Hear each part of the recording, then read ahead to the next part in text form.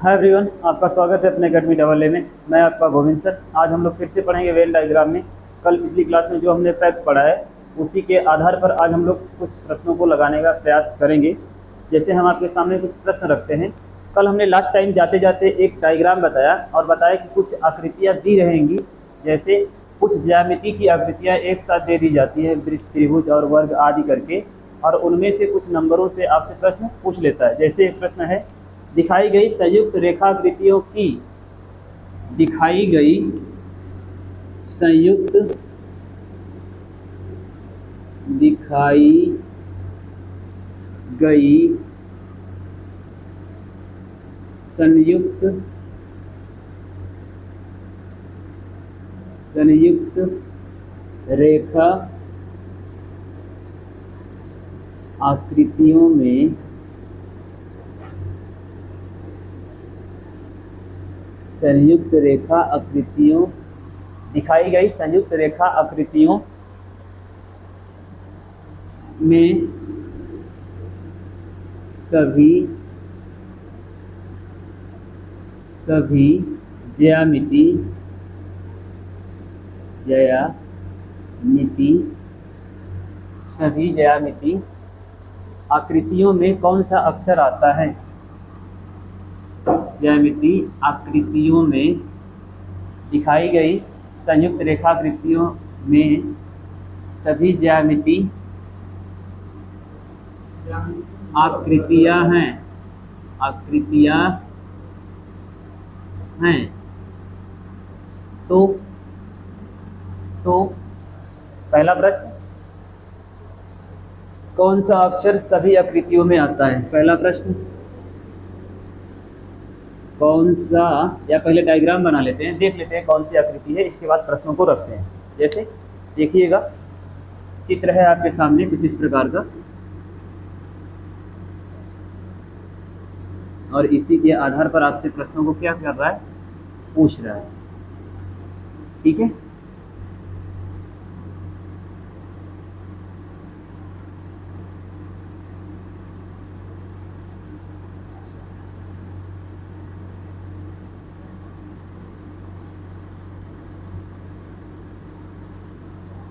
यही वह ज्यामिति आकृति है जिसके आधार पर हमसे प्रश्नों को क्या कर रहा है, पूछ रहा है। A B C E D, A B C E D, A B C D E F G. ठीक है, यह कुछ आकृतियां हैं और इन्हीं आकृतियों के आधार में से हमसे प्रश्न पूछेगा। जैसा कि पहला प्रश्न आपके सामने, वह कौन सा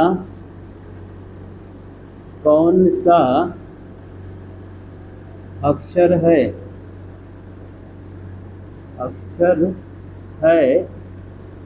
जो, वह कौन सा अक्षर है जो सभी आकृतियों में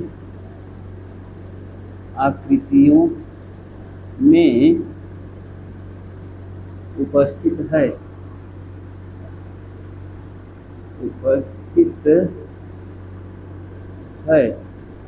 पहला प्रश्न। दूसरा प्रश्न, वह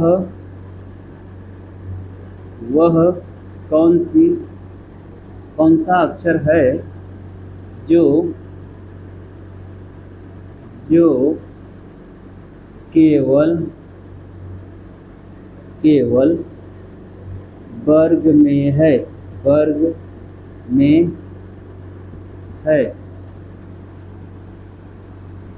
वृत्त में नहीं। वर्ग में है, वृत्त में नहीं। ठीक,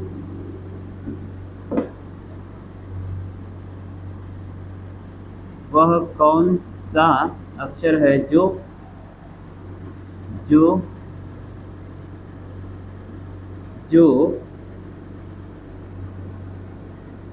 वृत्त व त्रिभुज, वृत्त व त्रिभुज में है, लेकिन वर्ग में नहीं, लेकिन वर्ग में नहीं। वह कौन सा अक्षर है जो वृत्त व त्रिभुज में है लेकिन वर्ग में नहीं? ठीक है। चौथा प्रश्न, वह कौन सा अक्षर है जो किसी भी आकृति से संबंधित नहीं है? किसी भी आकृति से संबंधित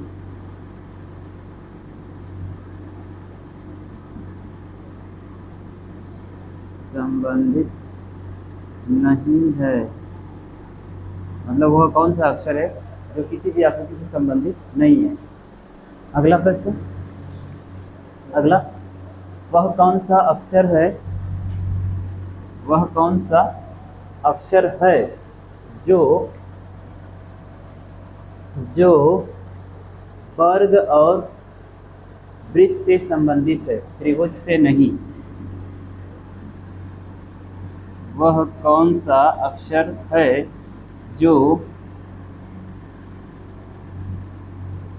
वर्ग व वृत्त से संबंधित है,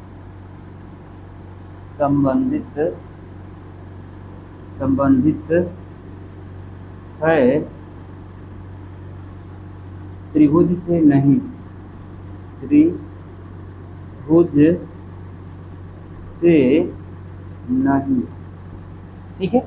तो कुछ इस टाइप के प्रश्न बनेंगे आपके वेन डायग्राम में। देखिएगा, एक प्रश्न हमने आपके सामने रखा है। प्रश्न कह रहा है कि दिखाई गई संयुक्त रेखा आकृतियों में सभी ज्यामितीय आकृतियां हैं।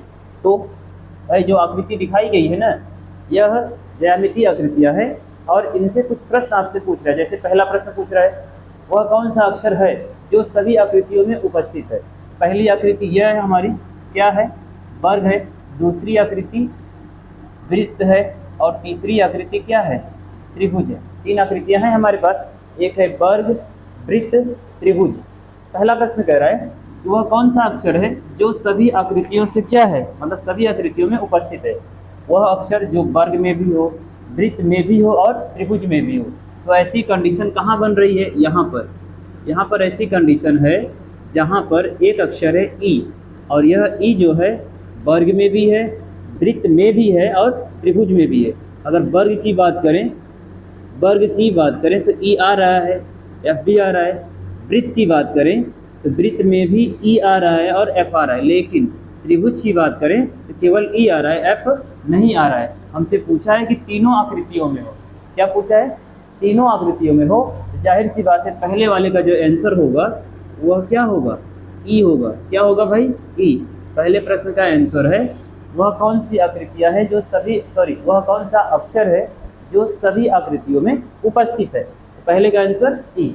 दूसरा, वह कौन सा अक्षर है जो केवल वर्ग में है, वृत्त में नहीं है? केवल वर्ग में है, वृत्त में नहीं। जाहिर सी बात है कि वृत्त में नहीं होगा, क्या त्रिभुज में होगा? नहीं। अगर वह अक्षर जो केवल वर्ग में है, वृत्त में नहीं, तो वृत्त के अलावा ऐसा कोई अक्षर ही नहीं है जो वर्ग और त्रिभुज से संबंधित हो। ई है तो ई का कनेक्शन वृत्त से भी है। सी है, सी तो केवल वृत्त और त्रिभुज में है, वर्ग से कोई मतलब ही नहीं है। हमसे प्रश्न क्या पूछा है? जो केवल वर्ग में हो, वृत्त में नहीं। तो केवल वर्ग में ऐसा कौन सा अक्षर है? ए। और इसके अलावा कोई अक्षर है जो वृत्त में नहीं है? बहुत सारे अक्षर हैं, लेकिन त्रिभुज की बात नहीं कर रहे, केवल वर्ग की बात कर रहे हैं। अर्थात यहाँ पर आंसर क्या होगा? ए होगा। इसका आंसर क्या होगा भाई? ए। यानी यह एक ऐसा अक्षर है जो केवल कहाँ है? वर्ग में है। ए एक ऐसा अक्षर है जो केवल वर्ग में है। ठीक है। उसी प्रकार अगला प्रश्न, वह कौन सा अक्षर है जो वृत्त व त्रिभुज में है? वृत्त में भी है, त्रिभुज में भी है, लेकिन वर्ग में नहीं है। वर्ग में नहीं है, अर्थात इस वाले में वह अक्षर क्या है? नहीं है। लेकिन कह रहा है कि वृत्त और त्रिभुज दोनों में है, वृत्त और त्रिभुज दोनों में डी है, बी है, बी केवल बी वृत्त में है, डी केवल त्रिभुज में है, लेकिन दोनों की बात कर रहा है तो दोनों के अंदर कौन कौन आ रहा है, एक बार सी आ रहा है और ई।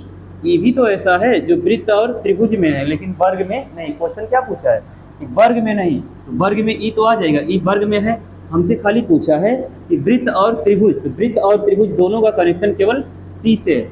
किससे है? सी, यानी सी एक ऐसा अक्षर है जो वर्ग और वृत्त त्रिभुज और वृत्त दोनों से क्या है, संबंधित है। यानी सी एक ऐसा अक्षर है जो वृत्त में भी है और त्रिभुज में है और जिसका संबंध वर्ग से नहीं है। ठीक है, चलिए अगला प्रश्न, वह कौन सा अक्षर है जो किसी भी आकृति से संबंधित नहीं है, न तो वर्ग में है, न वृत्त में है, न त्रिभुज में है। कौन सा ऐसा अक्षर है? कोई अक्षर है? हाँ, एक अक्षर है जी, जो न तो वर्ग में है, ना ही वृत्त में है, ना ही त्रिभुज में। यानी इसका जो आंसर होगा, इस प्रश्न का जो आंसर होगा वह क्या होगा? जी होगा। अर्थात जी एक ऐसा अक्षर है, जी एक ऐसा अक्षर है जिसका संबंध किसी भी आकृति से नहीं है। जी एक ऐसा अक्षर है जिसका संबंध किसी भी आकृति से नहीं है। ठीक है, उसी प्रकार अगला देखिएगा,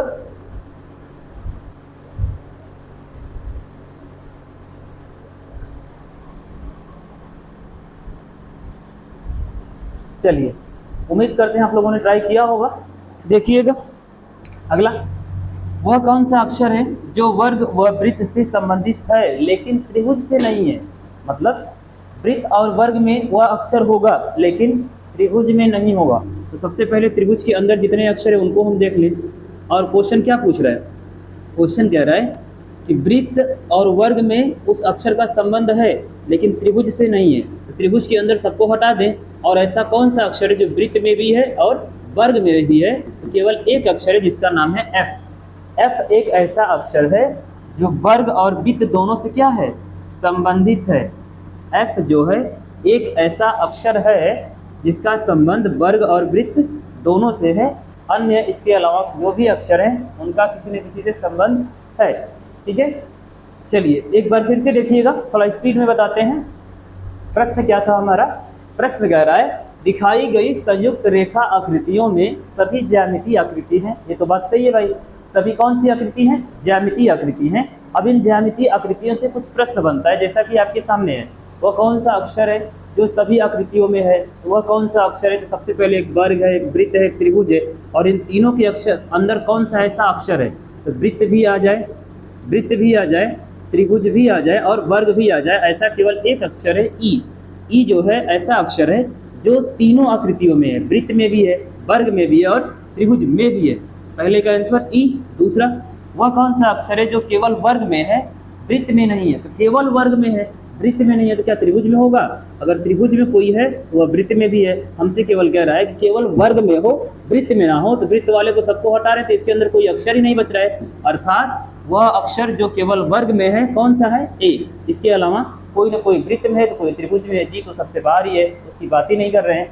वह कौन सा अक्षर है जो वृत्त और त्रिभुज में है लेकिन वर्ग में नहीं? यानी वह कौन सा अक्षर जो वृत्त और त्रिभुज दोनों से संबंधित है, वृत्त से और त्रिभुज से संबंधित है लेकिन वर्ग से नहीं है। तो वर्ग जाहिर सी बात है, वर्ग के अंदर एफ और ई दोनों आ रहे हैं। और हमसे पूछा क्या है कि वह कौन सा अक्षर है जो वृत्त व त्रिभुज दोनों से संबंधित है।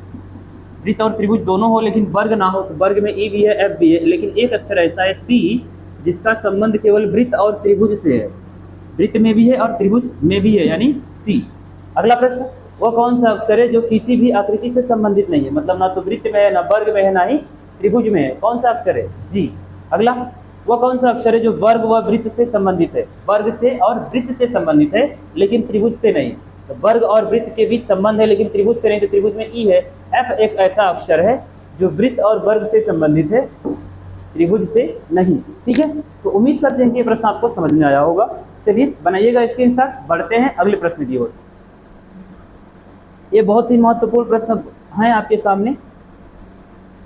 चलिए इरेज करें। कुछ अन्य मतलब किस प्रकार से भी आकृतियां बन सकती हैं और कितने प्रकार की आकृतियों से प्रश्न बन सकते हैं, हम संभवतः प्रयास करेंगे कि सभी प्रश्नों को आपके सामने रख दिया जाए और सभी टाइप की आकृतियों को भी आपके सामने रख दिया जाए, ताकि आपसे एग्जाम में बनने वाले जो भी प्रश्न होंगे आप उसको आसानी से कर पाए। चलिए एक अलग टाइप की आकृति लाते हैं आपके सामने। अगला प्रश्न कह रहा है, निम्नांकित रेखा आकृति में वृत्त द्वारा ग्रामवासी प्रदर्शित किए गए हैं। निम्नांकित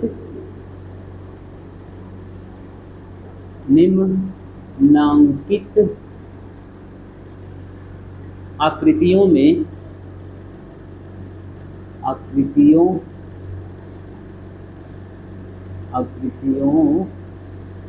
में निम्नांकित आकृतियों में से वृत्त के द्वारा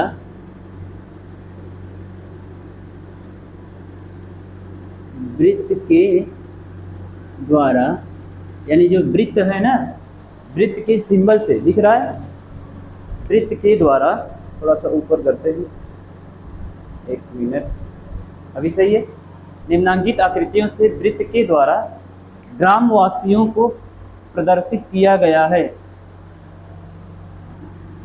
वृत्त के द्वारा ग्राम मतलब गांव में रहने वाले ग्रामवासियों को प्रदर्शित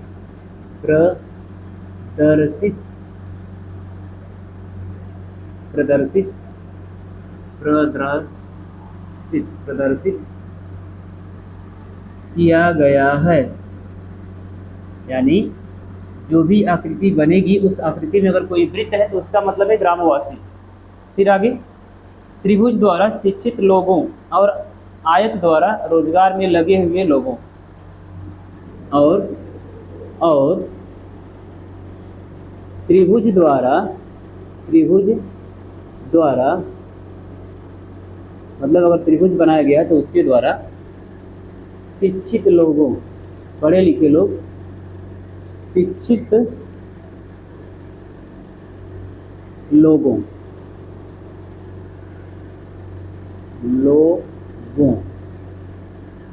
एवं आयत द्वारा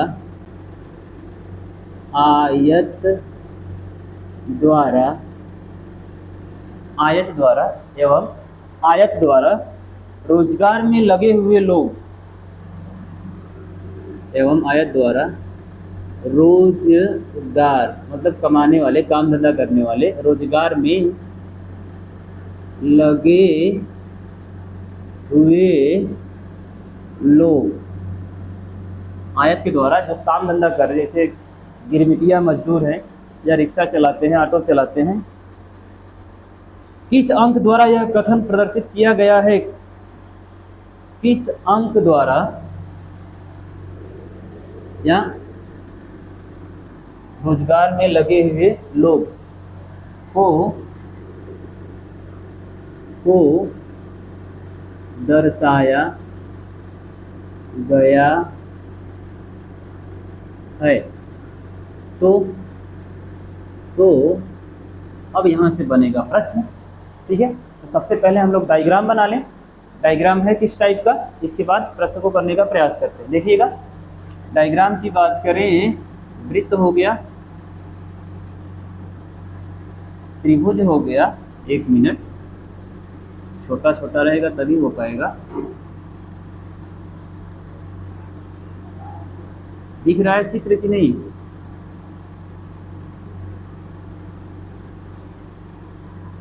चित्र समझ में आ रहा है? चेक कर लेते हैं एक बार। हाँ, शायद समझ में आ रहा है डायग्राम। देखिएगा, प्रश्न क्या कह रहा है, पहले अंकों को डिनोट कर लिया जाए, इसके मध्य अक्षरों को दर्शा लिया जाए, इसके बाद प्रश्न को पूछा जाए, ठीक है। इसको थोड़ा बढ़ाते हैं क्योंकि कुछ प्रश्न यहाँ से भी बनेंगे। जब कुछ प्रश्न यहाँ से बनेंगे तो इसको बढ़ाना पड़ेगा, ठीक है। अभी स्पष्ट नजर आ रहा है? स्याही थोड़ा डार्क हो गई थी। चलिए नंबरों को दर्शाते हैं, 1 2 3 4 5। 1 2 3 4 5 6 1 2 3 4 5 6 7 8 9 7 8 9। ओके ओके ठीक है। चलिए अब आपके सामने हम कुछ प्रश्न रखते हैं, देखिएगा। जैसे पहला प्रश्न कह रहा है, क्या कह रहा है? कुछ शिक्षक ग्रामीण रोजगार में लगे हुए हैं। कुछ शिक्षक, पहला प्रश्न है आपके सामने, कुछ शिक्षक ग्रामीण रोजगार में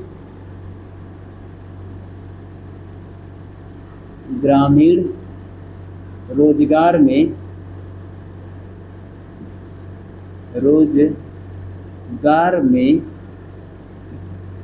लगे हुए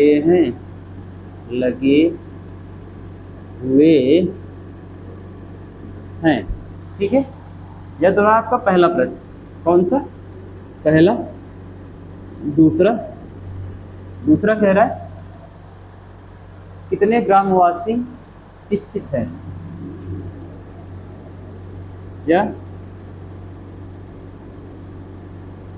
कौन सा अक्षर शिक्षित ग्रामवासी है,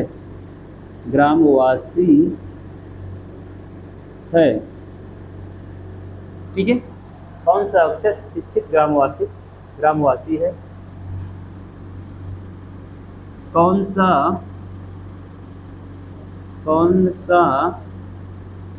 अक्षर शिक्षित रोजगार में लगे हुए हैं, शिक्षित रोजगार में हैं, ठीक है। चौथा, कौन सा अक्षर शिक्षित ग्रामवासी है, शिक्षित रोजगार है, ग्रामवासी रोजगार है, ग्रामवासी रोजगार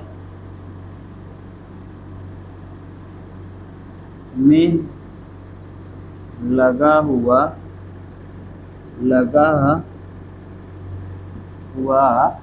है, ठीक है। और प्रश्न बन सकते हैं, यहाँ से और प्रश्न बन सकते हैं, ठीक है। देखिएगा, पहला प्रश्न, कुछ शिक्षक ग्रामीण रोजगार में लगे हुए हैं। कौन सा शिक्षक है कि शिक्षित है?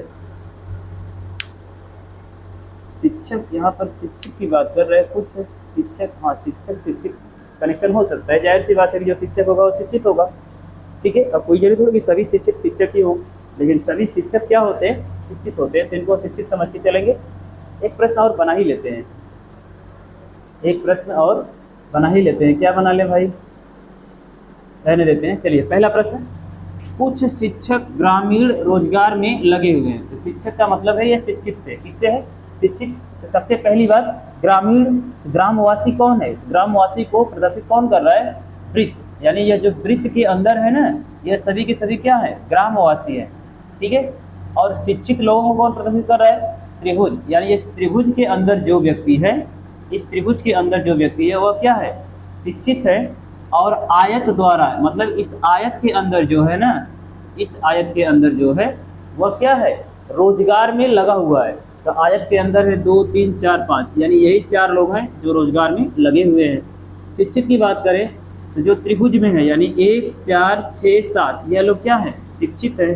ग्रामवासी की बात करें तो 3 4 5 6 7 8 9, ये सभी क्या है? ग्रामवासी हैं। तो पहला प्रश्न, कुछ शिक्षक ग्रामीण रोजगार में लगे हुए हैं। तो शिक्षक यानी शिक्षित की बात कर रहा है, तो शिक्षित कौन है? त्रिभुज है ना भाई, त्रिभुज क्या है? शिक्षित है। अब त्रिभुज जो है शिक्षित है, और शिक्षित के साथ साथ क्या है? ग्रामवासी रोजगार में यानी ग्रामीण रोजगार में है। तो रोजगार की बात कौन कर रहा है? आयत कर रहा है। तो आयत में होना चाहिए, शिक्षित भी होना चाहिए, तो त्रिभुज में होना चाहिए। शिक्षित यानी त्रिभुज, आयत यानी रोजगार, और वृत्त में होना चाहिए ताकि क्या हो? ग्रामीण। तो ग्रामीण रोजगार में कौन है? तो एक नंबर ऐसा है जो 4 है, नंबर जो 4 है, यही व्यक्ति ऐसा है जो शिक्षित ग्रामीण रोजगार में क्या है? लगा हुआ है। शिक्षित का मतलब त्रिभुज, ग्रामीण का मतलब वृत्त, रोजगार का मतलब आयत। ठीक है, चलिए अगला प्रश्न, कौन सा अक्षर शिक्षित ग्रामवासी है? शिक्षित का मतलब त्रिभुज में हो, किसमें हो? शिक्षित मतलब त्रिभुज, ग्रामवासी का मतलब वृत्त में हो। शिक्षित ग्रामवासी का मतलब, अब शिक्षित ग्रामवासी 6 है, 7 है, 4 है, लेकिन केवल ग्रामवासी बोल रहा है, रोजगार तो बोल नहीं रहा है। अगर रोजगार बोलता तो 4 भी आता, लेकिन खाली शिक्षित ग्रामवासी कह रहा है, तो शिक्षित ग्रामवासी में 4 आएगा ना। यह शिक्षित भी है, ग्रामवासी भी है और रोजगार युक्त भी है। तो रोजगार की बात नहीं कर रहा है, लेकिन इसमें मना भी तो नहीं कर रहा है कि शिक्षित ग्रामवासी है। शिक्षित ग्रामवासी में 4 आएगा ना, वो अलग बात है कि रोजगार करता है। तो 4, 6, 7, यानी इस प्रश्न का आंसर जो होगा, इस दूसरे का जो आंसर होगा 4, 6, 7, यानी इतने लोग ऐसे हैं 4, 6, 7 जो शिक्षित ग्रामवासी हैं। 4, 6, 7 क्या है? शिक्षित ग्रामवासी। अगला, कौन सा अक्षर शिक्षित रोजगार में है? जो शिक्षित भी है और किसमें है? रोजगार में है।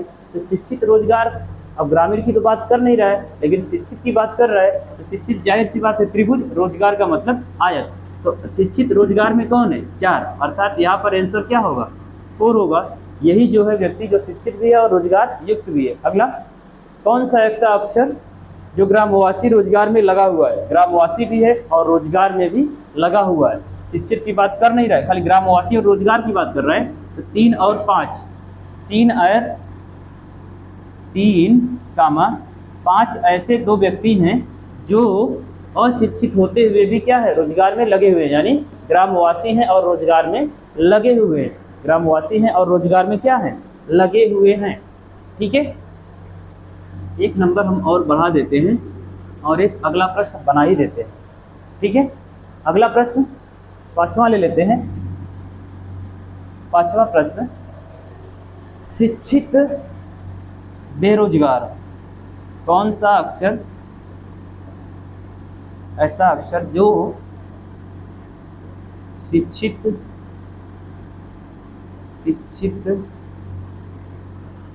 बेरोजगार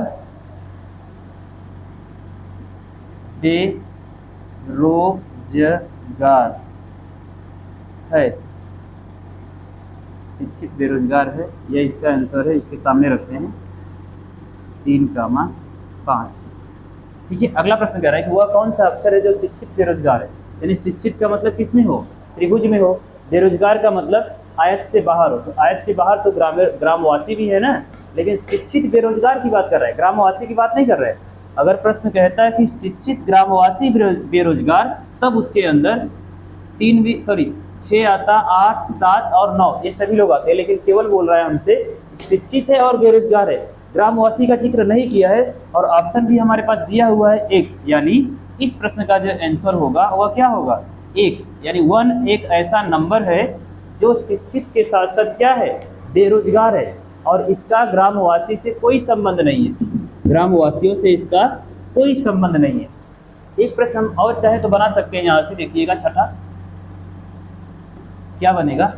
वह कौन सा अक्षर है जो रोजगार युक्त है और ना तो ग्रामवासी है और ना ही शिक्षित है, लेकिन रोजगार युक्त है? तो वह कौन सा नंबर है जो रोजगार युक्त है लेकिन ना ही ग्रामवासी है और ना ही शिक्षित है? तो ऐसे में 2 नंबर आएंगे, एक 2 और एक 10। 2 नंबर ऐसे हैं जो ना तो शिक्षित हैं, मतलब ना ही वृत्त के अंदर है और ना ही त्रिभुज के अंदर है, यानी ना तो शिक्षित हैं और ना ही ग्रामवासी हैं, लेकिन रोजगार युक्त हैं। तो इस प्रश्न का आंसर क्या होगा? 2, 10। यानी अगला प्रश्न बना कि वह कौन सा नंबर है, अक्षर है जो ना तो ग्रामवासी है और ना ही शिक्षित है? वह कौन सा नंबर है जो ना तो ग्रामवासी है और ना ही क्या है? शिक्षित है, लेकिन रोजगार युक्त है? तो ऐसे में 10 और 2 नंबर ऐसे हैं जो ना तो शिक्षित है और ना ही ग्रामवासी हैं, लेकिन फिर भी रोजगार युक्त हैं। ठीक है, तो उम्मीद करते हैं कि ये प्रश्न आपको जरूर समझ में आया होगा। ठीक है, जब भी आपको एग्जाम में इस टाइप के प्रश्न मिलेंगे आप उसे आसानी से कर पाएंगे। ओके, तो मिलेंगे अगली क्लास में कुछ अगले टाइप के प्रश्नों के साथ। तब तक के लिए धन्यवाद।